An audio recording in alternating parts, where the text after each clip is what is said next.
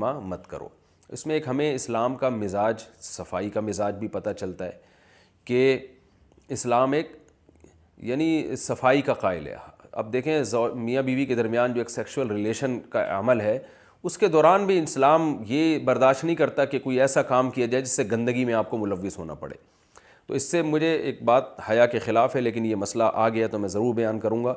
ये जो आजकल ओरल सेक्स के नाम से एक बेहूदगी हमारे माशरे में फैलाई जा रही है, मैं समझता हूँ कि इसका नाजायज़ होना भी इस आयत से साबित है कि एक गंदगी जो शर्मगाह में गंदगी है उसमें मुलव्विस होने की इजाज़त नहीं दी। तो जिस मुंह से इंसान खाना खाता है, जिस मुंह से कलमा पढ़ते हैं, जो यानी सबसे ज़्यादा जिसको साफ़ रखने का अहतमाम किया जाता है, उसके अंदर इस तरह से गंदगी फेंकना और डिस्चार्ज हो जाना, जो गैरों से एक हैवानगी हमारे माशरे में आ रही है, तो ये कहाँ से इस्लाम इसकी कहाँ से इजाज़त देगा। तो अगरचे ये मसला हया के ख़िलाफ़ है, लेकिन हमारे माशरे में बहुत तेज़ी से ये चीज़ गंदगी फैल रही है। तो इसलिए ये जो है मैं समझता हूँ कि इस मौके पर इस मसले को बयान ना करना भी एक किस्म की ख़यानत होती है इल्मी। तो इसलिए अपने माशरे को पाकीज़ा रखना चाहिए और बिल्कुल हैवान और दरिंदे बन जाना, जैसे कि गैर मुस्लिमों के यहाँ उनका तो कोई मज़हब नहीं है, उनके तो हया और पाकीज़गी के उसूल नहीं है कोई, उनको तो बस एक दुनिया में ही लज्जत उड़ानी है और मज़े उड़ाने हैं, और वो अपनी ज़बान से कहते हैं कि पैदा ही इसलिए हुए हैं। तो अगरचे शरीयत ने इजाज़त दी है कि मियाँ बीवी एक दूसरे से हर तरह से फ़ायदा उठा सकते हैं, लेकिन उस फ़ायदे में इतना आगे बढ़ जाना कि एक बाज़ लोग ये दलील देते हैं कि मनी जो है वो नापाक नहीं है, वो तो पाक है।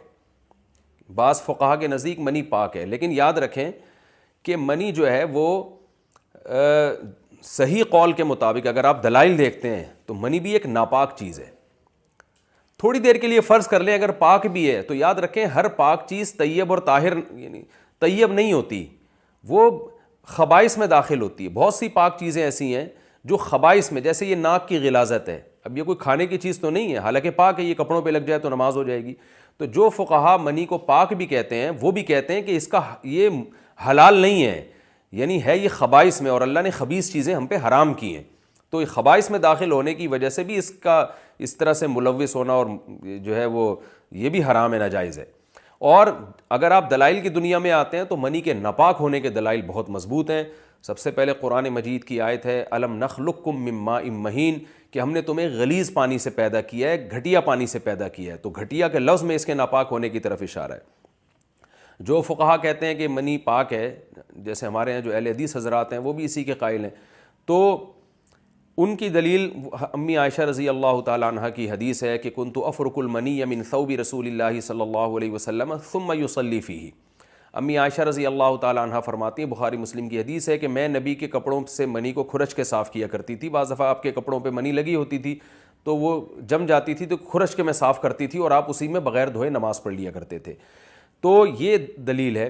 तो इसका जवाब ये है कि ये जो खुरचना है ना, खुरचना ये इसकी अलामत है कि नापाक है, क्योंकि जब भी कोई चीज़ सख्त हो जाए और जो है ना वो जम जाए तो उसको पाक करने का तरीका ये है कि उसमें फिर धोना ज़रूरी नहीं है। जैसे फ़ुक़हा ने बयान किया, और ये हदीस से भी मसला साबित है, कि तलवार में जब सहाबा कराम के अगर खून लगा होता था तो उसको ज़मीन पर रगड़ा करते थे और फिर उसी को पहन के नमाज़ पढ़ लिया करते थे। तो खून भी हालांकि नापाक चीज़ है, कुरान से भी साबित है, जमहूर फ़ुक़हा इसी के कायल है। तो सहाबा कराम उसको रगड़ के जो है वो पाक कर लिया करते थे, क्योंकि जो चीज़ें, जो नजासत जिनका जिस्म होता है ना, वो रगड़ने से अपनी जगह से दूर हो जाती हैं। तो इसी तरह हदीस में आता है कि जो है और भी बहुत सारी रिवायात मिलती हैं इस बारे में कि नजासत जब यानी उसका कोई जिस्म होगा तो रगड़ने से वो पाक हो जाएगी। तो मनी अगर कपड़ों पे लग जाए तो उसको खुरचने से, क्योंकि अपनी जगह से हट जाती है वो, तो इसलिए, और अगर कोई बाकी मिक़दार रह भी जाए तो इतनी थोड़ी होती है कि माफ़ होती है। तो इसलिए उसको इससे हदीस से ये इस्तेदलाल करना कि ये पाक है, ये ठीक नहीं है। और भी बहुत सारी अहादीस हैं जिनमें अम्मी आयशा रज़ी अल्लाह ताला अन्हा फरमाती हैं कि मैं बाकायदा धोया करती थी मनी को। ये भी बुखारी मुस्लिम की हदीसें, सही हदीसें। तो हदीसों में हमें दोनों तरह से मिलता है कि खुरचना भी मिलता है और धोना भी मिलता है। ऐसी कोई हदीस हमारे पास नहीं है जिसमें आता हो कि वो उसी तरह कपड़ों पे लगी होती थी और बग़ैर खुरचे आप सल्लल्लाहु अलैहि वसल्लम नमाज़ पढ़ लिया करते थे, ऐसी कोई हदीस नहीं है।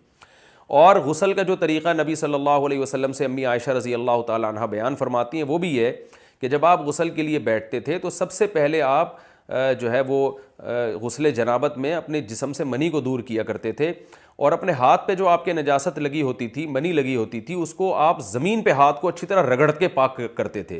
तो ये तमाम इस बात की अलामतें हैं कि ये नापाक है। और भी बहुत सारी रिवायात हैं इस बारे में। अक़ल का तकाजा भी यही है कि मज़ी जो ट्रांसपेरेंट पानी होता है ना, वो निकलने से वज़ू फ़र्ज़ होता है और मनी के निकलने से गुस्ल फ़र्ज़ होता है। अब मज़ी के नापाक होने पर तो सबका इत्तेफाक है, तो अब कैसी बात है कि जिसके निकलने से वज़ू फ़र्ज़ हो रहा है वो तो नापाक हो, और जिसके निकलने से गुस्ल फ़र्ज़ हो रहा है वो पाक हो।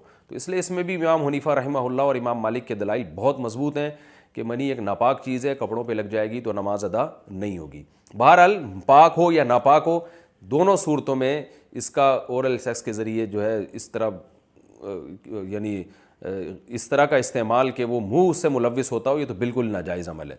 तो ये भी एक पहली इल्मी नुक्ते की बात हमें इन आयतों से ये पता चलती है।